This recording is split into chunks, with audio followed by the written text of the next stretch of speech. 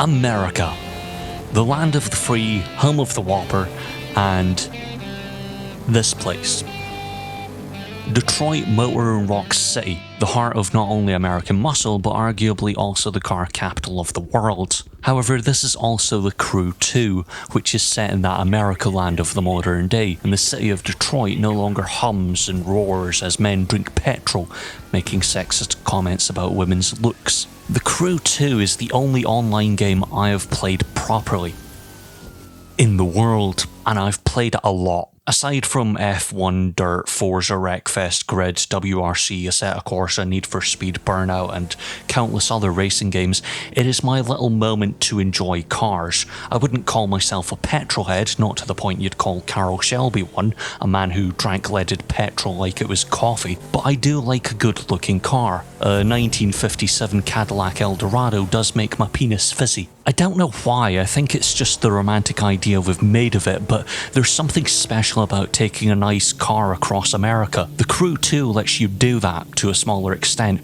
with the game set on a 1/65th scale map of the continental US. Though the game does push one thing quite a lot. You can transfer into whatever you want, like the world's most disruptive transformer, flying over Louisiana in a small plane to New York, but randomly dropping out of the sky in a monster truck, landing on the South Lawn, doing donuts and peeling your ass out of there like the Secret Service isn't going to set fire to you in your sleep.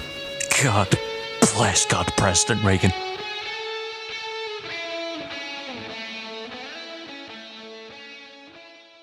However, you can do things that aren't the most American thing you can think of, aside from drinking rat piss while playing rounders in striped pyjamas and pretending that everyone looks up to you as if Jesus shines out your arsehole.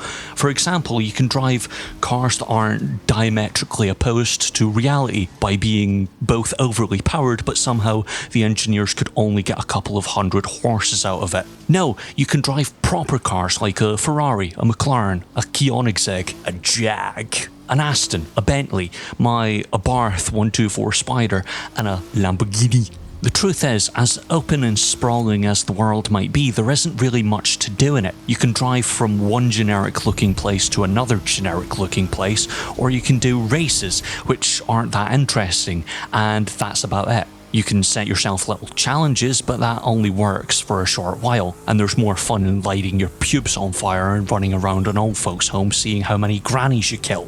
Though I do like taking my RuPaul machine to Bonneville and seeing how quickly I can crash into something else trying to set high speeds. Despite enjoying the Crew 2 for several reasons, it's not a game, it's an online pile of wank.